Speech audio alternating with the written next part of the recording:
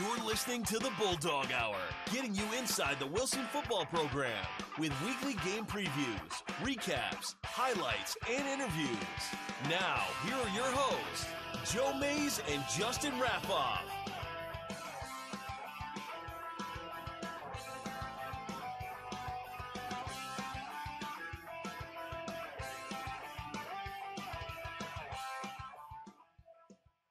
Well, hello everyone, and welcome back to the Bulldog Hour. We're here with our Season 5 premiere. I know maybe it seems a little bit early that it's only February, but obviously football never stops around these parts, especially on shows that Justin and I do. We pretty much have converted our regular sports show almost entirely to football, mostly pro, a little bit of college, and now we get to talk high school on the Bulldog Hour. It's crazy to me, though, Justin, that we are already starting our 5th season covering the Bulldogs and resurrecting the Bulldog Hour. But looking forward to it. Ooh, look, a junk call. That's always fun. I love those spam calls that come through. But yeah, so what do you think? 5th season of the Bulldog Hour. Yeah, that's kind of crazy.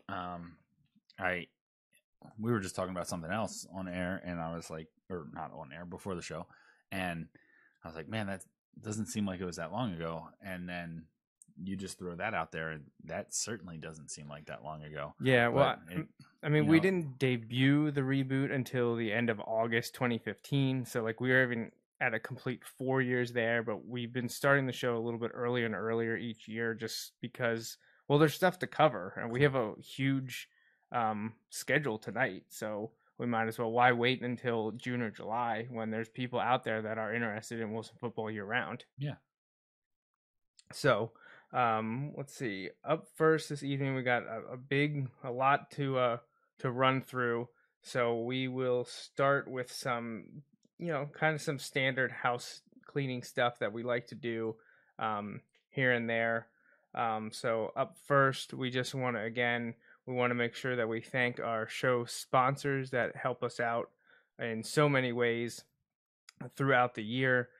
May's Sandwich Shop, Matt Cruz and Andy Herb helped us out in the past, and we have a handful of anonymous donors that don't want their names out there, but we appreciate what they've done for us nonetheless.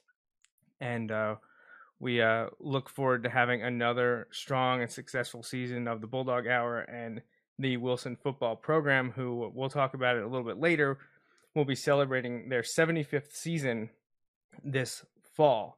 And if you would like to help us out, help the show, there's many ways that you can do that, a few of which are sponsorships and advertising, which a few have taken advantage of in the past. We do accept donations. You can visit the website, and then Justin's favorite, spreading the word. Like and share. Yep, just get our names out there anytime you're on social media, Facebook, Twitter, Instagram, whatever you can think of. Whenever you see us post something, retweet it, share it, like it, just kind of organically spread what's going on with the show here so that more in the West Lawn community and Wilson alums figure out that we've been doing this and what we have to offer in the off season and during the season. We will have another live show in about 2 months. We're scheduling it for Sunday, April 28th. We will have our spring update will go on at that time. We'll have some more information to share as the months go on, and we'll see what happens over the next 60 days or so related to Wilson football. We're going to talk about a few things this evening that may be finalized by the time the next show rolls around. But like I said, we always have plenty to talk about the Bulldogs and the entire program, and we'll do that again in about 2 months. A couple of fundraiser holdovers that we talked about last year. The DVD game sales, also available on USB drive, are ongoing, as are the jersey sales. We also have a large allotment of old game used jerseys available. Now, not every number was made available, and some have been sold. So I don't have everything from all these years listed, but I do have a lot. So if you're interested in grabbing one of these, hit me up via email, wilsonbulldogsfootball@gmail.com. or find any of our social media platforms. So I think that covers the majority of some of the house cleaning stuff. So let's see what's next on the docket for us here. Okay, we're gonna go right to our postseason award winners. We're gonna recap the banquet that happened in December, and it was a good time at the Inn at Reading again. It was nice to celebrate the team and what they were able to accomplish in 2018. Obviously, the big part of the event is the senior jackets get handed out to the players that have put so much time and effort over the last few years towards the program. That's always the highlight, especially when the parents get to hand those out. And then also the awards given out to players. And here you can take a look at the seniors after they got their jackets. Great group of guys there. It was fun watching them the last few years and coaching them a few years ago. Very, very fun. And let's see. Here's some of the award winners from the banquet up on your screen now, and I believe I do have a list of them somewhere.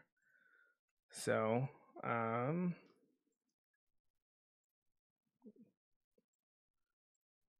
I'm gonna keep looking for that.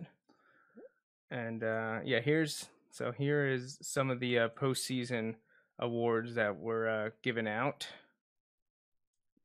And that's just Elijah and Nate, some of the big ones that came across. We had two people make the All-State team, and Elijah and Isaiah Gilmore. So congratulations to them, huge honors. And I know I have this list somewhere, so let me find that. Yeah, I know.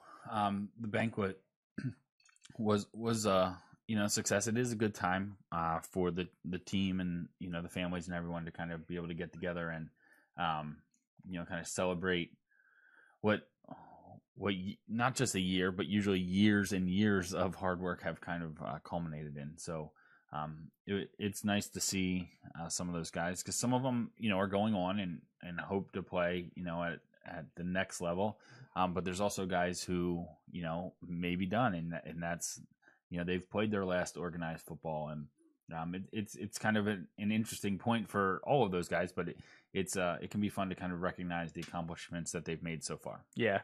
And the two pictured there, Elijah and Nate, were the big postseason guys. They got a lot of accolades. Elijah with first team All-State, first team All-Berks, first team All-LL, and the offensive back of the year in the Lancaster-Lebanon League. That was all for his contributions as a running back. And then junior offensive and defensive lineman Nate Keller was first team All-Berks defensive line, first team All-L offensive guard, second team All-Berks offensive guard, and second team All-L defensive end. So both Berks and Lancaster-Lebanon League were high on the efforts of junior Nate Keller this past year.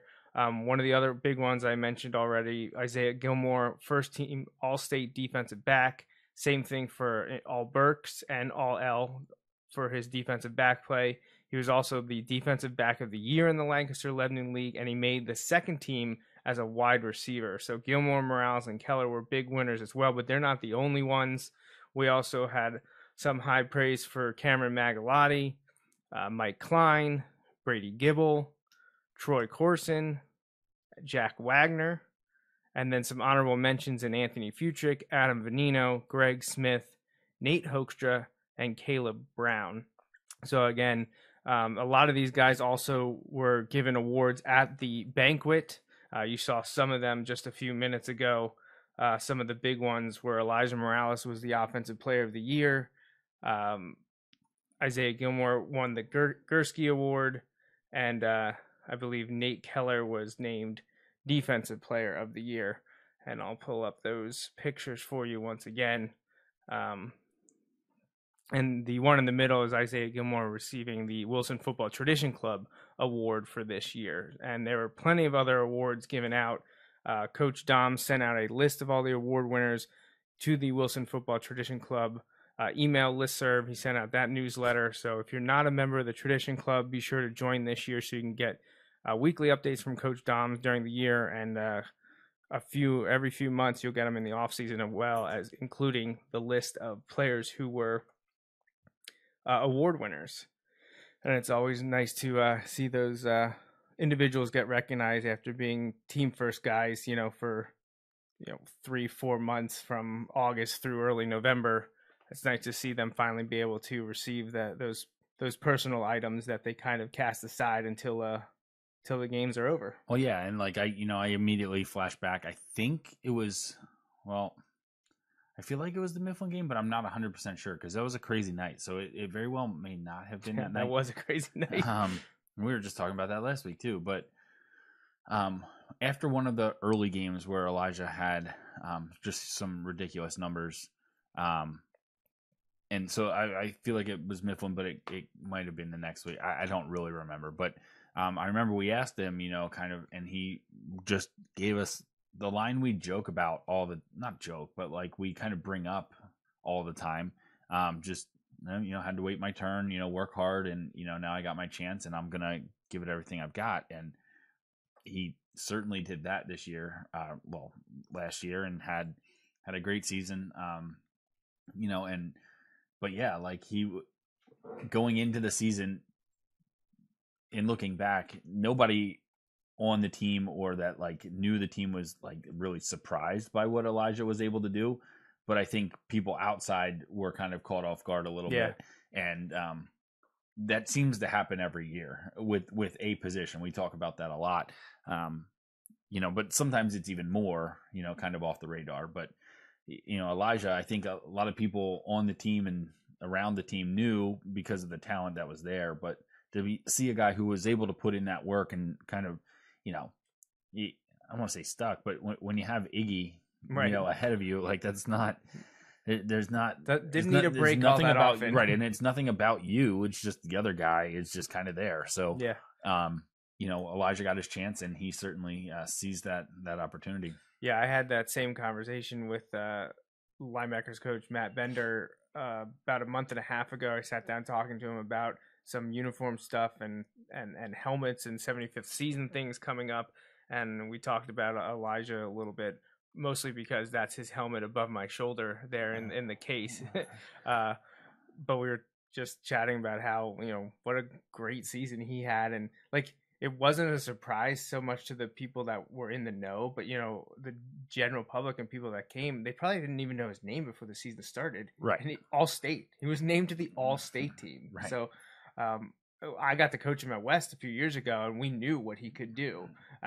Him and Isaiah Gilmore were our two running backs at West a few years ago. And we got flashes of it in those spells of relief for some like 2 years ago, but I think to the people who show up the 5 home games every year and stuff like that, I think it was a bit of a surprise. But again, those that knew the work that was put in, knew like the speed that Elijah had and things like that, certainly could see it coming. But that doesn't necessarily mean it always translates. And it was awesome to see him have a great season.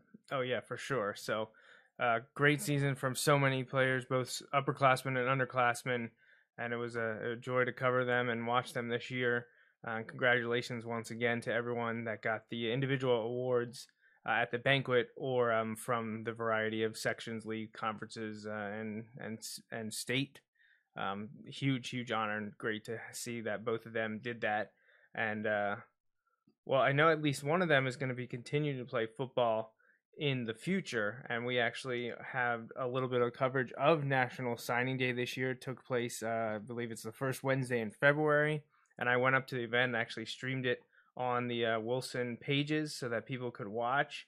And we had a few football players continuing on, not all of them to play football, but we'll let the world know what they're doing. So there was a good amount of Wilson student athletes represented that were moving on to play collegiate sports. And here on the first page, we have 2 that are not playing football at the next level, but have contributed to the football team over the past few years, in Cameron Magalotti and Joey Fox, both playing lacrosse in college at Holy Cross and Gettysburg. So we wish the best of luck to both Cam and Joey, who will be playing lacrosse in college. And we also have 3 football players that are at the event. Now, a fourth, Ryan Silvius, wasn't at the event, but he is going to be playing football in college, and he will be attending California University of Pennsylvania, along with Mikey Klein. Yeah. So I believe they're the Vulcans, are they not? Is that? They could be, I believe so. I'm not 100% Yeah, sure. it's always fun this time of year finding out the name of some of these schools because obviously I've heard of Cal U, but I'm not sure I ever knew what their mascot was, Right, and it right. was something different. So, so both Mike Klein and Ryan Silvius going to play for Cal U, and then on the left you have Isaiah Gilmore going to Shippensburg, and in the middle Nick Johnson, who unfortunately missed most of his senior year with the leg injury. However, he is going to be playing collegiate ball at Millersville. Yeah. So it'll be great to be able to hopefully watch some of these guys over the next few years when they play. You know, that PSAC is loaded with a lot of Wilson talent.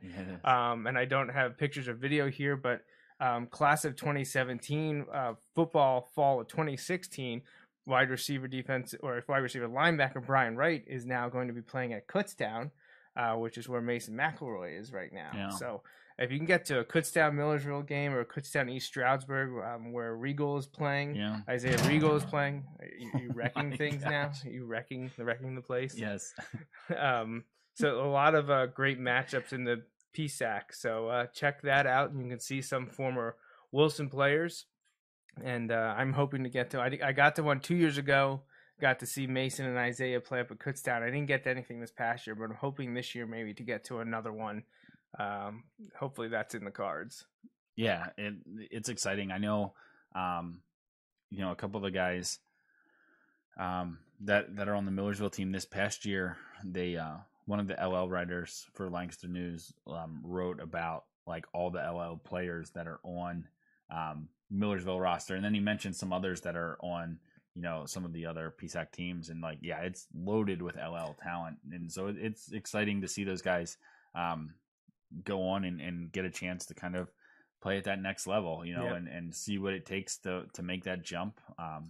Obviously they're great players, but to kind of continue that onto the next stage, and hopefully, we just talked about it, putting in that work, and then when they get their chance, be able to make the most of it. So. Yeah, and at Millersville, Nick Borelli is a kicker there, a place kicker there, and Zach Button is a linebacker there. Yeah. So, there's not just some recent graduates, but also ones from a few years ago playing in the PSAC as well. And because those are relatively local teams, some of them closer than others, you should be able to take a game in at Millersville or Kutztown. Those are probably the two easiest ones. Yeah. All right, so Zach Button, one of those that I had in class a long time ago, and that's one of those we were talking before. Like every day we have things that make me feel old. Yeah, Zach Button, that makes me feel old. But he'll be a redshirt senior this year, so this will be his swan song for Millersville. But looking forward to hopefully watching some of these guys play this coming fall at the collegiate level. Okay, so two more things to kind of wrap up 2018 before we fully go to 2019. Just recently, PAFootballNews.com released their academic teams, and Wilson was well represented there, placing in the gold category, the top tier, and this is for members of a team that played this past fall with GPA of 4.0 or higher in some cases. Because I know there's some people that they're like, well, how can you have higher than a 4.0? Well, because classes are weighted, so harder, higher level classes are weighted more, and so that's how you end up with classes that count for more than just the regular part. So Wilson had 6 on the gold list, starting with Nick Hoekstra, and followed by Anthony Coper, Matt Fry, Nate Keller, Ethan Capitano, and Troy Corson. Now, of note there, only one of them is a senior. No. So having a good group of guys back that placed had a 4.0 or higher during football season this past year. So congratulations to those guys. Just behind them in the silver category, again, this is a GPA of 3.5 to 3.9. Anthony Fuchik, Cameron Magalotti, Greg Smith, Isaiah Gilmore, Adam Venino, and Brady Gibble. And finally, the bronze category, 3 players there. They had a GPA of 3.0 to 3.4 during football season this past fall. They were Chandler Fern, AJ Fuchik, and Nate Hoekstra. So 2 pairs of brothers on there, both making the all-academic team. So congratulations to those 15 Wilson Bulldogs that made PAFootballNews.com's all-academic team. 15 players is pretty good to have on that list, especially when you have that many in the gold category. So kudos to them for doing, taking classwork and the academic side as seriously as a lot of these guys take the football side. I know we talk about this a lot when we're talking about kids and where they're going to end up. But it's for the college coaches, it's important to see what these kids can do. I say kids, young guys in the classroom too. And I know that sounds really cliche, but it happens every year. There's guys that need to be, their grades are a big part of it, and so being able to see them kind of get it done in the classroom is huge. So someone just mentioned, I'm guessing it's Leo's dad, just mentioned, and I had seen this, that he had gotten an offer from Central Connecticut State. I didn't realize that he had taken it, but Leo Quigley, the starting linebacker for Wilson in 2016, class of 2017, he's played at Lackawanna the last couple of years, and he got a scholarship offer from Central Connecticut State, and he will be going there. That's awesome. So that's awesome. So another D1 guy for Wilson, and Leo's been working his butt off to get there, just like Brian Wright has to get to Kutztown. And that's perfect, and like we said, the work doesn't end when you accept that scholarship, or make that plan of where you're going when you're done at Wilson. If you're continuing on, the work in a way has just begun, and absolutely. So guys like Leo, and Brian and some of those others that, found their way and worked really hard to make that work for them. That's awesome. Congrats to Leo on getting that offer and everything too. Yeah, earning that D1 scholarship, man, that's got to feel great. And I hadn't heard that he had accepted and is going there, so I'm glad to get confirmation on that.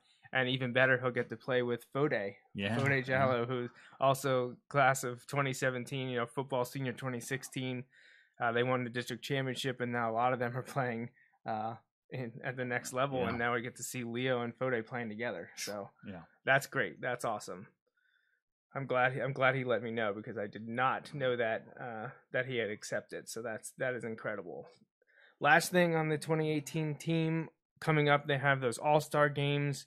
Isaiah Gilmore was named to the East-West, the PFSCA East-West game. I don't think any Wilson players made Big 33 this year, but there will be at least 3 representatives at the Tri-County All-Star game that's put forth by the Mannheim Touchdown Club, and that's the best of Lancaster, Lebanon, and Wilson, essentially. They throw Berks in there because Wilson's in there. So it's been around it started, I think, when I was playing. I was going to say, to be fair, back when I think the Tri-County All-Star game started, because I believe it was going on. It's essentially Reading the and LL Mifflin League All-Star game, but LL plus Wilson, Mifflin, and Reading when it started, because I think it had started in 2001, right around when I was playing. So Wilson's going to have 3 representatives this year. I was told that Anthony Futrick, Elijah Morales, and Mike Klein will be taking part. And it will be broadcast on Friday, May 24th from Mannheim Central at Reptile Stadium. It will be broadcast on TV, on BCTV, and on their website, bctv.org. And I'm going to be commentating. That's awesome. So I'm gonna take my camera along. Hopefully, get some pictures beforehand. I won't be taking any during the game, because me and Bruce Badgley are going to be commentating the All-Star game. Yeah, so that'll be fun. It'll be a lot of fun. I'm looking forward to it. I'm glad that Wilson's got 3 guys playing, and I think there were a few more that had to turn it down because lacrosse is still going on. Yeah, they hope to still be playing meaningful games at that point. Right. So, I know it's tough, especially with the other All-Star games. You can't really overlap because of practices and the timing. East-West, Tri-County, and Big 33, I think, are all within 3 weeks of each other or something like that. And I don't think Berks had theirs last year. I don't know if it's coming back this year or not. I know that's all. They had the other stuff, like the drills that they always did, leading up to it. You always hear about the underclassmen performing in the weight training and the physical activities. You always hear about who was the big up and comers, but they didn't have the All-Star game last year. I don't know if that's coming back or not. But there will be 3 Bulldogs playing in the Tri-County game on May 24th. So the Friday of Memorial Day weekend, you can see Futrick, Morales, and Klein one more time up in Mannheim Central. All right, so I think that covers 2018 and what's been going on. So let's look ahead towards 2019 and a look at the schedule. which I believe we may have talked about previously. If not, here you go. It shouldn't be that much of a surprise because, the 2-year cycle that the high school system kind of goes in, you keep the same opponents, but just flip-flop home and home. Right. So anyone that we played at Gursky last year, we're going to be on the road. Anyone that we traveled to last year will be back at Gursky. There will be no changes. The weeks, the dates are all the same or off by one day. And there really isn't too much to say about it. Same non-conference or non-league slate with Central Dauphin, Governor Mifflin, Springford, and then the crossover with Manheim Central. And then the league will set up to be Penn Manor, Manheim Township, Hempfield, Warwick, Cedar Crest, and McCaskey.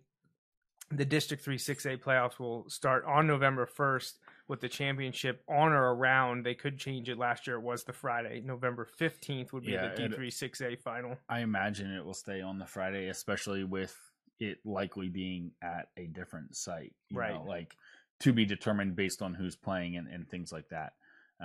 Although weather this fall certainly wreaked havoc on it was where bad. Sites could be. We had rain for the summer and throughout the fall, and then all of a sudden we got that snowstorm that really threw a wrench into things. But the biggest highlights here, the home slate is exquisite.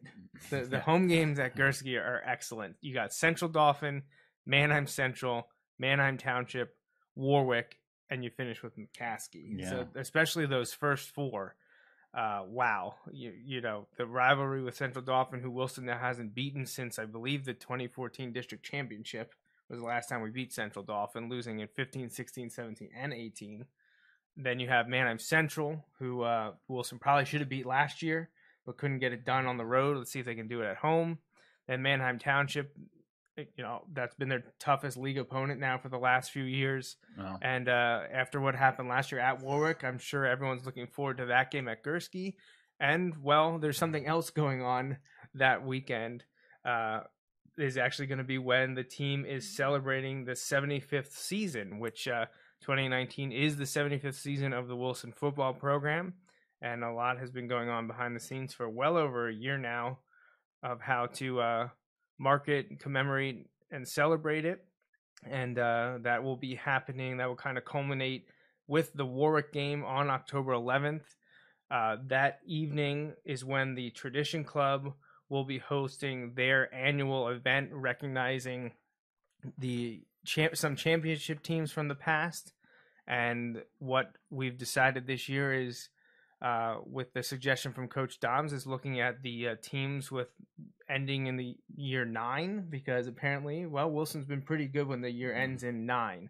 In 1959 wasn't a championship season, but they did go 8-1 or 8-1-1. It was the best season to date at the time.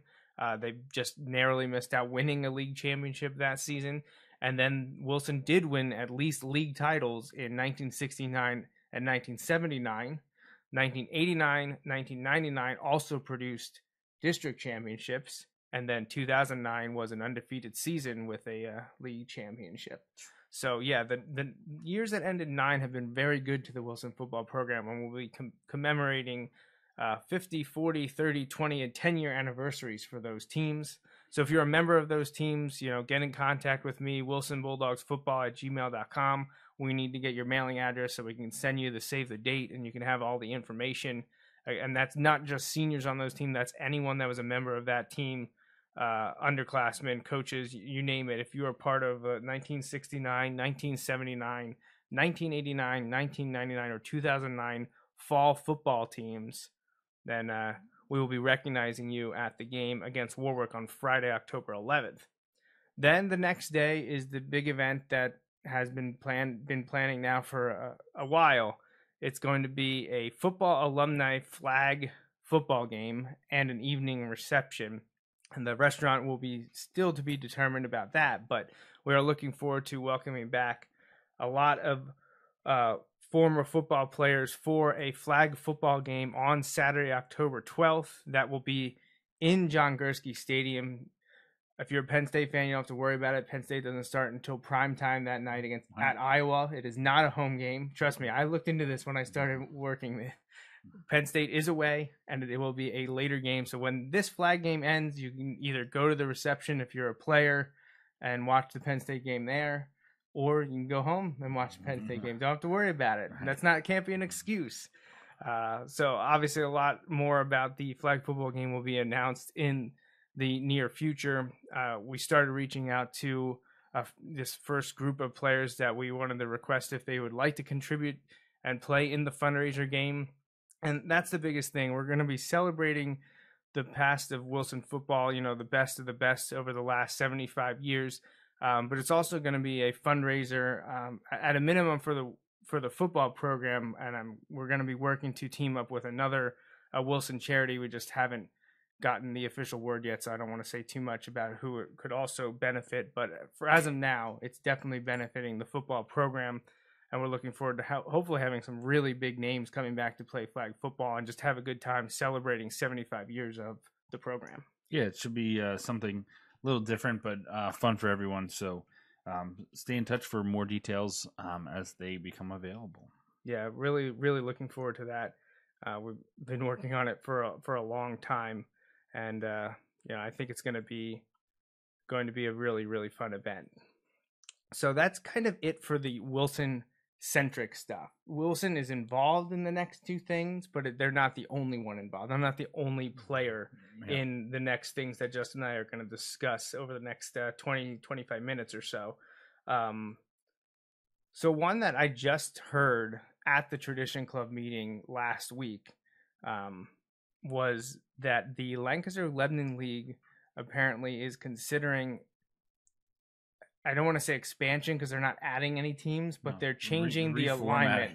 Yeah, they're thinking of reformatting for the second time in 2 years. Right, because starting with the 2018 season and continuing this year in 2019, you kept 3 sections, but they bumped 2 teams down, at least one, if not 2 sections in Lebanon's case, to Section 3, and that section was overloaded, I believe, with 10 teams. Yeah, I believe it was 10 because I think those teams only played one non-league game.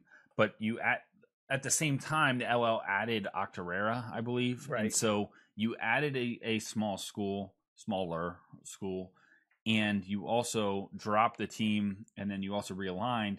So you ended up having a bunch of teams go down into Section 3. So, well, it had been, 8, and 7 or something like that? So. It was 8 in Section 1, 8 in Section 2, and 7 in Section 3. Well, they added Octorara and then dropped Lebanon from Section 1 and Ephrata from Section 2, right? Is that how it went?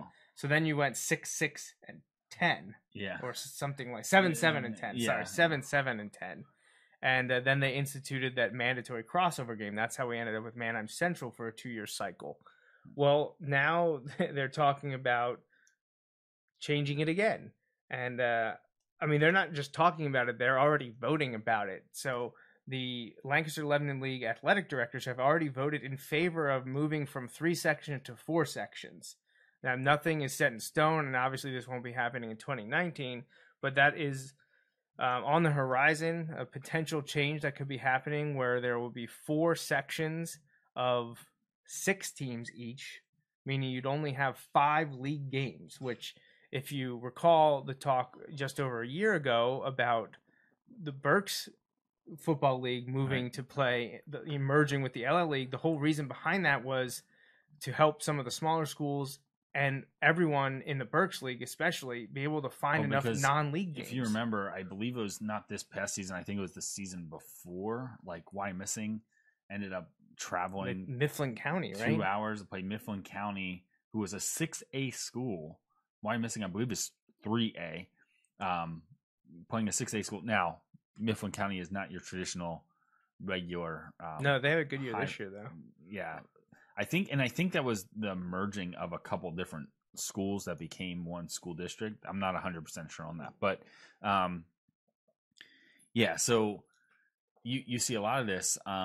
You also see it, and some of it is competition wise with Berks Cal. Like, I know they look to really kind of push themselves with some of their non-league games, but part of it is they have to find teams to play, and so they play, the private school from Maryland.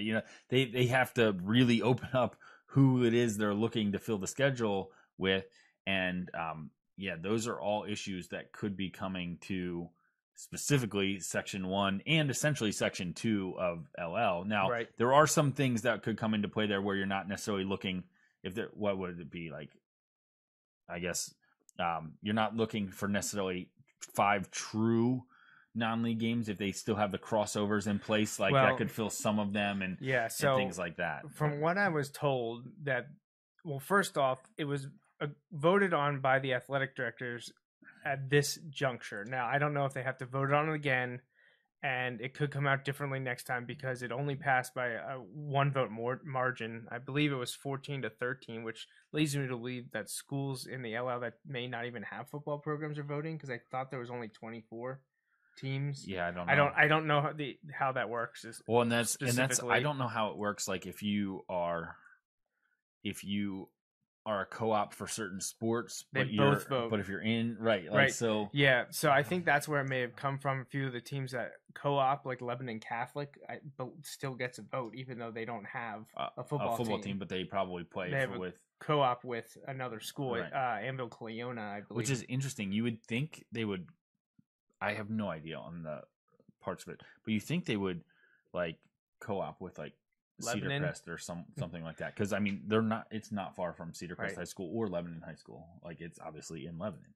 Right. You've probably never been to Lebanon Catholic, but I have not been to Lebanon. I have Catholic, been there. No. Yes. I thought you were going to say Lebanon. I was like, no, I've been to Lebanon. No, Yeah. I've never been to Lebanon Catholic. No. But yeah, so the school principals throughout the Lancaster-Lebanon League now get to vote on it as well. And I was told that it's not always the case, not guaranteed that they vote the same way as the athletic directors do. So, it could go a complete other direction, and I'm not sure if that happens, if it gets squashed. Like, I don't know the intricacies of how the league operates. And, I'm sure they knew about it before, but I feel like now it's become a talking point. Like, we saw it was on, it was in the Reading Eagle. I think Drago or someone posted an article about it just this past week when it was after you had told me. Like, a few days later, we started to see it there. So it'll be interesting because I'm sure the football coaches and whatever take they have, and obviously we don't know what the other coaches around the league think of it, but I'm sure they are letting their principals and things know what their thoughts are. Now, that doesn't necessarily mean that changes anything, but, I'm sure, for example, I'm sure Evans at Manheim Township, will talk to the principal and just be like, hey, this is what is kind of going on here. But I don't know. It'll be interesting because, like you've said, you see an influx in that like Section 3. So like, I don't know if there's a mindset to change that. Like if they didn't like having the 9 games, like I don't really know. It'll be interesting to see how that kind of plays out. But I didn't realize the Reading Eagle covered this. I usually see these and I didn't. So this makes it sound like it's official. It does make it sound like that, because it says the Lancaster-Lebanon League voted Thursday, and my meeting was Tuesday. Okay. So they voted Thursday to realign football and expand to 4 sections from 3. Wilson obviously remaining in Section 1, 6 teams down from 7. The changes will take effect in 2020. There will be mandatory crossover games between Section 1 and 2 and Section 3 and 4. Section 1 competitors will be Cedar Crest, Hempfield, Manheim Township, McCaskey, and Penn Manor. Warwick will drop to Section 2. So actually, this is kind of ruining some of my thunder because I was going to talk about next of who's going to be in. Well, no, that's fine. I don't want to be out of date, but I completely missed that the Reading Eagle posted this from LancasterOnline.com because I was going to say, if you go by enrollment, Lebanon should be in Section 1, but that would completely defeat the purpose of what they did for this current 2-year cycle. Right. Because the teams that should be with Wilson should be McCaskey, Hempfield, Manheim Township, Penn Manor, and Lebanon. And I was like, well, they probably won't keep Lebanon there, so it'll either be Cedar Crest or Warwick. And I wasn't sure how they were going to do it. I actually expected Warwick to stay up and then to send Cedar Crest down, but apparently that was not what they'll be doing. Right. Now, it does not say if... It doesn't talk about the double crossover. Yeah, so apparently that is not happening. That was also going to be another point of discussion here is, will they institute a second crossover game where right now, the way it stands, it's the two winningest programs from Section 1 and Section 2, they meet in a crossover game. Then the second closest meet. So this past year, Wilson played Manheim Central, Wilson being the winningest program from Section 1 over the last few years, Central being the winningest in Section 2, and then it was Township against Cocalico, and they just kind of went down like that. And they're going to obviously reanalyze it, but I don't see much changing, at least at the top. I mean, I guess it may depend how this year goes. I was going to say, depending on how this year goes, Township could leap us. Right. Because they beat us. Now, is it league schedule only, or is it your other games too? It says right here, crossover matchups will be determined by each program's winning percentage over the previous 3 seasons. So, I mean, Township's year last year was really good. Depending on what happens with Wilson and Township this year, Township could leap Wilson to be the number 1, which means they would have to play Central, and we would probably play Cocalico. Which isn't any pushover at all, they've got it. Well, but they play the Mifflin style, right? It's a very different style than playing Manheim Central, but Wilson also presents a very different challenge, yet still a challenge from that. But I'm sure, and it's interesting because I know, at least at the top level, I don't think the Section 1 teams or Section 2 teams like these crossover games. No, they don't. Now maybe at the lower ones don't mind, whatever, but I know the top ones aren't real fond of it. So that's interesting. But there's more small schools than big schools when you come to voting. Wilson, if you're a Section 3 team, you don't care if Manheim Central has to play Wilson or Manheim Township or whatever. You know what I mean? What do you care? If Wilson ends up having to play Cocalico in 2020 and 2021, there are Wilson connections at Cocalico. There are. Where I believe Dan Sukanik is a coach. He is. And he would coach at Wilson and teaches at Wilson. And Jeff Brubaker, who just retired from coaching this past season, his son is underclassmen at Cocalico and will be rising the ranks there as Wilson's getting ready to play them. So will be interesting, and now if Wilson has a great year and Township has a down year, Wilson has a chance to stay on top. Yeah, and I don't know when that decision is made for that, Well, my guess is because it trickles down through all 4 sections and all the teams know it's going to happen, that you just have in your schedule crossover. Right. So I think they'll wait until the season's done and they'll calculate and be like, Wilson plays Central again or Wilson's playing Cocalico this time. Yeah. There was talk about there being 2 crossover games. Not all the crossovers were the same. No, they're not the same. So you have to kind of know. You do. Because you can't just be week 4 is our crossover. Right. It worked in Wilson's favor. And maybe they go by number 1's playing week 4, number 2's playing week 5. I don't know. I don't know. I'd have to look at that. If Township and Cocalico played in week 5 last year, I'm guessing that's what they did because Wilson and Central played in week 4. I'm just interested to see because it says over the previous 3 years, but you are only making the schedule every 2, so I guess maybe the 3rd year takes that into account. Right. So you know what I mean? So I'd have to sit down and kind of write it out to figure it out. You know what I mean? There'll be more information to come out, but just to kind of round off this topic, Section 2, the new Section 2 will be Warwick with Cocalico, Conestoga Valley, Elizabethtown, Manheim Central, and Solanco. And obviously, that's a heck of a section right there. I mean, it's Manheim Central is always going to be the kingpin, but you could see good years from Cocalico or Warwick every so often. And then when, if CV or Solanco gets it going from time to time, but that's Manheim Central's section to lose. Yeah. In Section 3, the new Section 3 will be Donegal, Ephrata, Garden Spot, Lancaster Catholic, Lampeter Strasburg, and Lebanon. So there's Lebanon in Section 3. So the brand new Section 4 will be Anvil, Cleona, Columbia. There we go. Roll Tide. Elko, Northern Lebanon, Octorara, and Pequea Valley. Man, I've made my tour of Section 4 in the LA League. Here, we should have read the article farther. Each school will open with 4 non-league games and play its crossover in the 5th week. The final 5 weeks will be league games. What do I tell the kids all the time? Read the whole thing and then go through. Well, yeah. The league has used 3 sections for football since 1975 when Muhlenberg and Wilson joined the league, according to Jeff Reiner. Wow. So Wilson's been in the LL League since 1975. Yeah. But so there you go. Apparently, I'm guessing the principals then agreed. That's what it sounds like because the last info that I had was, hey, it all depends on what's going on At least 14 of them, right? Yeah, right. So I'm guessing at least 14 said, "Yep, let's do it," and now it's happening. So after already talking to Coach Doms about it potentially happening, I know he is not happy about this, and it all comes down to scheduling because no one wants to play Wilson. That was the discussion. Who's Wilson going to pick up? Because now you'd expect Central Dauphin and Mifflin are staying on. That I don't think that, or at least they expect them to stay on. Right, because that's a good thing for. That seems to be a win-win for both. It's good for both those teams. Springford is a likely candidate in the future, but 2020 and 2021, that 2-year cycle that we're talking about, it's up in the air. Yeah. So you now might have to find 2 teams. I know that there's a potential for Wilson to add one or both, depending on what happens with Springford, of Reading or Exeter.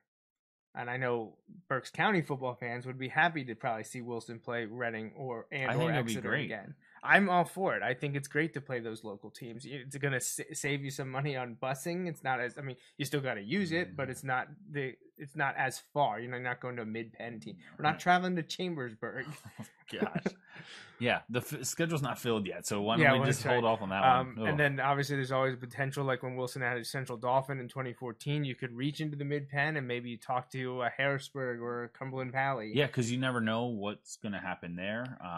And there was also something, and not to throw it too far off, but like if Section 2 is affected by the number of non-league games too, then maybe there's a team, and I'm not saying like that it would be a forced crossover, but a team like Cocalco, I don't necessarily think they're necessarily going to be looking. But with the way the leagues are kind of like in flux right now, you don't know who's going to be looking for other teams that they have to play coming up. From what I hear, unless it's mandated, I don't believe Manheim Central or Cocalco want to play Wilson, and I'm not sure Wilson wants to play at least Manheim Central. Right. I'm not sure that's something that either team wants. Now the league says otherwise, so they do it. But there's 3 other schools closer to Philly, halfway to Philly, that are possibilities in Coatesville and Downingtown West and Downingtown East. Supposedly they may be getting kicked out of the Chestmont League for being too good. So that could open up there. If they'd be playing independent schedules, there's a potential for Wilson to possibly pick up one of those 3 teams. But we'll see what happens. That won't be discussed until, probably not until at the earliest, maybe this summer, if not next fall, this coming fall. So hopefully, in November-ish, December, when the 19 seasons, we're putting a bow on this year, we can look ahead to 2020 and say, well, these are the 4 non-league teams. This is the crossover game, and these are the 5 league opponents. Yeah. But talk about change from just 2 years ago. Yeah. Like 2016, it was all normal. I know we alluded to it. I don't know if we came out and just said it. Like there was that talk that, oh, well, maybe the Berks and LL would join forces. Well, this realignment in the LL pretty much puts the nail in the coffin, the literal nail in the coffin of that. It will not happen. I know that's not the actual literal, but. All right, so let's talk about something a little bit less controversial, right? Public versus private, boundary versus non-boundary. We've been talking about it a lot over the last at least 2 years, and it's really gained steam over the last probably 5 or so years, where statistically non-boundary schools have been doing a lot better than you'd expect number-wise in championship games, especially at some of the bigger classifications, and it's not more prevalent than in football and boys and girls basketball, for sure. And starting last year, we saw the public schools held a summit and essentially petitioned the PIAA to do something about it. They even sort of or got close to threatening leaving the PIAA if something wasn't done. And now we have finally government stepping in. I mean, what could we do without legislators getting involved? But the PIAA is to blame for this because they basically say, hey, it's a state law that says we can't do this. Right. So now the representatives... Which it is, but it's the way one of those they interpret it, right, is. Right. It's one of those where there have been people that say, like, But if the PIAA did it, would there be basis to actually challenge it? And Right. that's not so strong of a case, but that may be past news. If we'll have to see how things go. So the Pennsylvania State Legislature they're not taking on the PIAA. They're basically pulling the rug out from under the PIAA. They're going to punt it back. They're going to say it's your problem now. So Pennsylvania State Representative Scott Conklin, who's a Democrat from, I believe, Center County. I think that's where his home base is. He's introduced a bill that essentially allows the PIAA to separate boundary and non-boundary schools. It'll separate their state championships across all sports. So it basically says, PIAA, we're not worried about this anymore. You certainly can separate them if that's what you think is in the best interest of the athletic programs and the athletic students, so the student athletes. Representative Conklin introduced this to the leaders of the PSFCA on Valentine's Day during their coaches clinic at Penn State. And the bill, which is Bill 919, is an amendment to the 1972 law that the PIAA loves to quote. And it's essentially taking away the part that they are standing on. It takes it away from them. And the actual bill as is written says, quote, for the purpose of playoffs and awarding championships, the Pennsylvania Interscholastic Athletic Association shall establish separate playoff systems and championships for athletics for public schools and private schools admitted under subsection A. And then obviously it goes into more bureaucratic stuff. But so it's basically saying you need to do this. Like, here you go. This allows you to do this. Yes, yeah. And I think that's the key, the allows. So again, I know this is a huge step towards that happening, because for a long time, people were like, well, if it relies on the state legislature to get it done, it's never going to happen. Just thinking like they're not going to take this on. No. I still am kind of the I'll believe it when I see it kind of thing, because for lots of reasons, but most of those which we'll share off the air, but like there are just lots of the reasons why I think I don't think it's bad when there's something that gives options, but at the same time I'm still I believe this is a step, and the idea that it's even being considered is huge. I'll believe it when I see it, and that's not to say I have any insight into whether or not this is going to happen. Like I don't. I just feel like this seems rather easy. You know what I mean? Like, it seems like this would be way too smooth for how difficult we've heard this would be forever. Forever we've heard how bad this would be. And I feel like this would be just like a rather quick fix, relatively speaking, in terms of from the time it actually started gaining steam to when it was like played out. That would happen pretty quick for something that seemed like it was just not really treading water, like kind of treading water with your head just under the water for a long time. Well, yeah, I feel like the PIAA, always said that we can't do this because of this, and public schools were like, you're misinterpreting it, and other people are just like, well, it's going to take the governing body of the state of Pennsylvania to step in, and who's going to do that? Well, here he is. Representative Conklin's ready to do it. He actually says he wants to have movement on the bill prior to this summer recess this year, and the proponents hope that it's passed as soon as possible, so basically they can force the PIAA to make changes for the 2020 cycle. Wow. That's the hope. Right. Now, is it going to happen? I mean, we know the red tape and everything that it has to go through when you're talking about Congress and whatnot. Like, as silly as it may seem, and some people will be like, why are they wasting time? This is an issue that touches, like, there are a lot of state laws and state bills that are hot topic issues in this county, but no one cares in that county, and no one cares in that county. I'll tell you what, you can go to a lot of counties in the state of Pennsylvania, at least 2/3, if not 3/4, where there are a lot, and that southwest corner is also very interested in this. That west central area, and obviously south central and southeastern. I don't know exactly where, but if you have Conklin if he's from Center County, that could be somewhere close to the State College area, where State College is always going to very strong, end up playing someone like Pittsburgh Central Catholic or something like that. Yeah.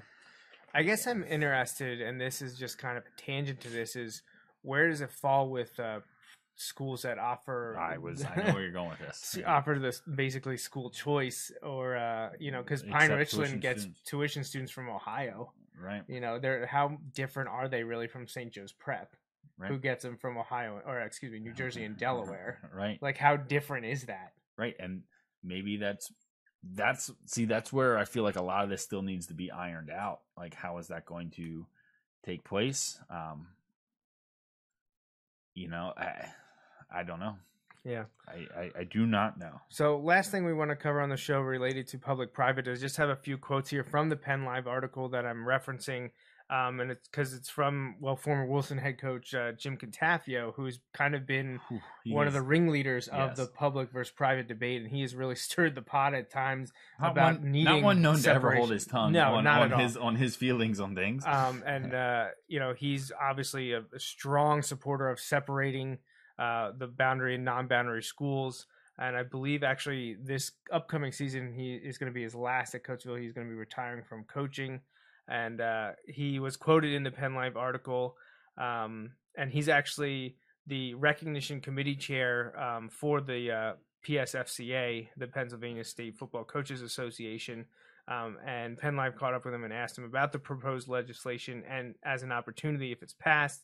And he says, quote, "What Conklin is doing is opening the doorway for the PIAA to sit down and look at the situation and hopefully come up with a better solution.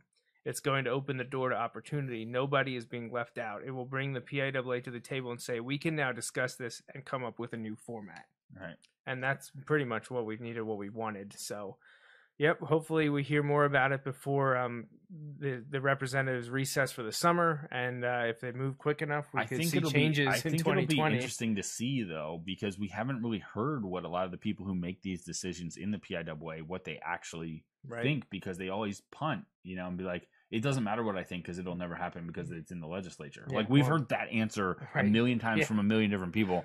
Well, now the legislature is about to say, no, what is your answer? And I feel like that's going to leave some of these people like, all right, now I have to figure this out. Right. Now we have to actually deal with it. Now, fortunately, there are a lot of people who have given this a lot of thought, and it's not like they're starting at scratch. There's a lot of people who have a lot of good ideas. There's proposals out there already. Right. Before it even became feasible. We had viable ideas a couple years ago when they were going to 6A. Yeah, well, that's another debate, man. That's something that's really made things difficult going to 6 classifications. Yeah. But that's a topic for another time. So we're going to move off of that and wrap up here. I just have one other announcement that I didn't cover at the top of the show, but I'm kind of spinning off something from the Bulldog Hour. I'm starting a new podcast. It won't be live, but I am producing and hosting it. It's going to feature interviews with former Wilson football greats. So I'm kind of trying to grab the people throughout history that have been important to the Wilson program, players, coaches, and individuals that maybe didn't step on the field but have contributed in very meaningful ways. And I'm hoping to record a few of these throughout the year, 4 to 6, maybe 8 if I get lucky and find a lot of free time to sit down with some of these people. But I am about to record the first one, and I'm hoping to premiere the show and make the first episode available on March 24th. And the show is called My Wilson Football Story. So anyone that sits down with me will discuss just their time in the Wilson football program and, their experiences, the positive impact it had on their life, and just their greatest memories as being a Bulldog player. So if you're interested in being focused on one of these episodes, again, email me, wilsonbulldogsfootball@gmail.com. I already had a few people interested, and I'm sitting down with someone this coming weekend, a week from now, and then it'll take some time to do post-production and editing, because I am making it a video, not just audio, and I'd like to splice in highlights and things like that. So it's going to take a little bit of time to release each episode, but I'm looking forward to recording the first one this weekend with one of the biggest names in Wilson football history. So that'll be it's going to be fun. It's going to be a lot of fun, and I'm looking forward to setting the bar pretty high. Yeah, but I got a couple more that because of distance or I got there's a couple of ones that I think that may be able to top it, but we'll see. I'm looking forward to to doing it and not doing it live, so that if I mess up, I can just cut it out, or I can That's say, the best. we need to answer that question again. And anytime we record stuff, like literally record it, not do it live, it is so much less.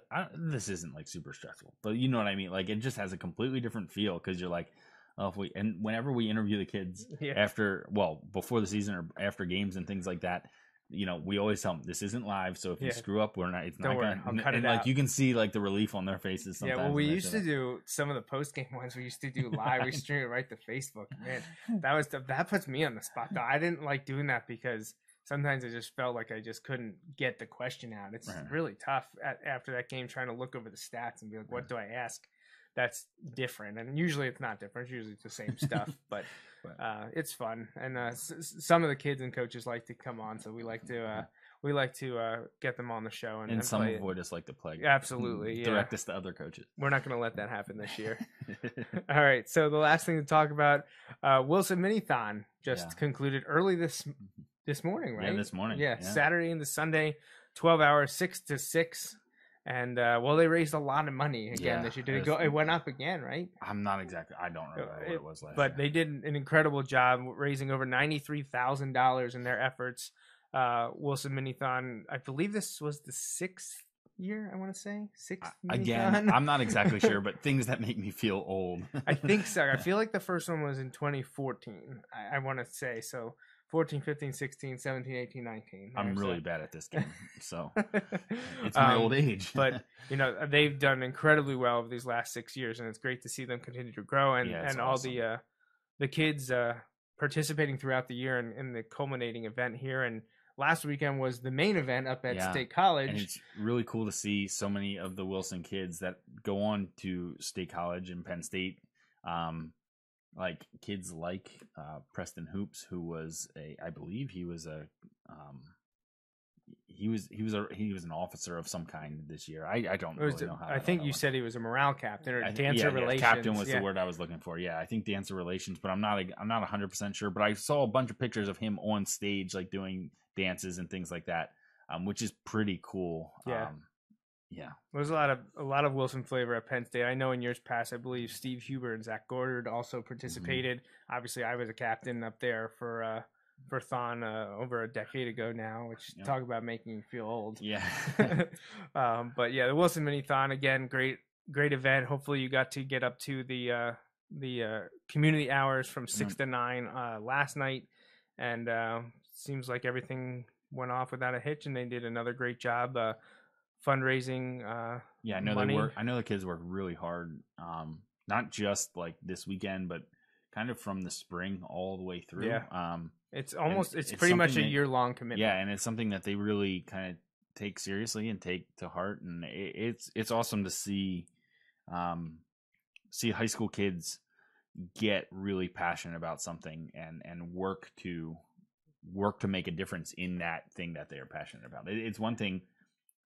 This isn't to make light of that. It's to kind of show how nice that is. Like, I am very passionate about lots of things, like sports that we sit here and talk about all the time.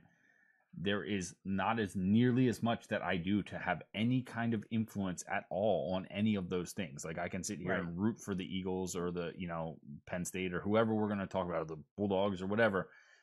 Nothing I do has any influence on how they are actually going to perform. No. These kids are passionate about finding cures to terrible diseases that are affecting kids all the time, and they are being active and doing something about it, and that's pretty awesome. Yeah, if you're unfamiliar with Thon and the mini-Thon events that the high schools do, Thon's short for Pennsylvania State University's dance marathon. It's been going on for decades now. It's become a huge event.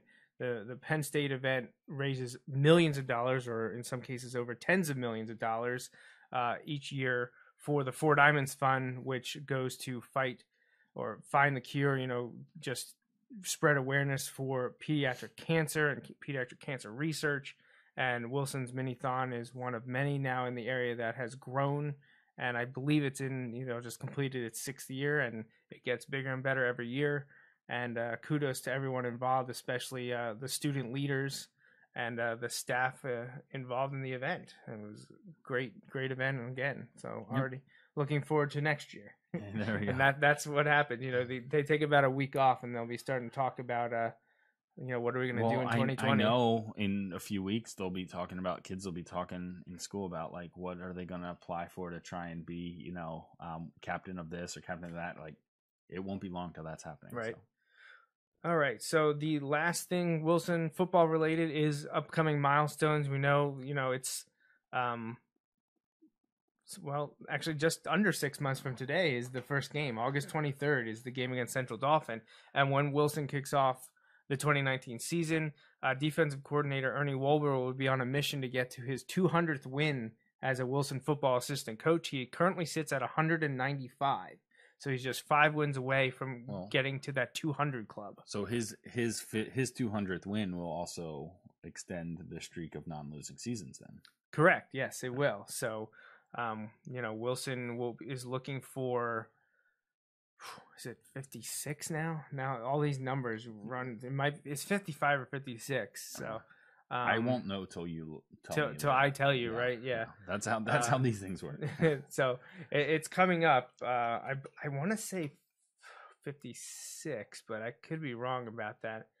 Sometimes numbers, they play games and math. Who needs math? So we're at 55. It was 1964 through 2018. This past season of non-losing seasons. Looking for 56. So started the first year that Gursky became the head coach and is current through now. So we're looking to get to 56. We're currently at 55.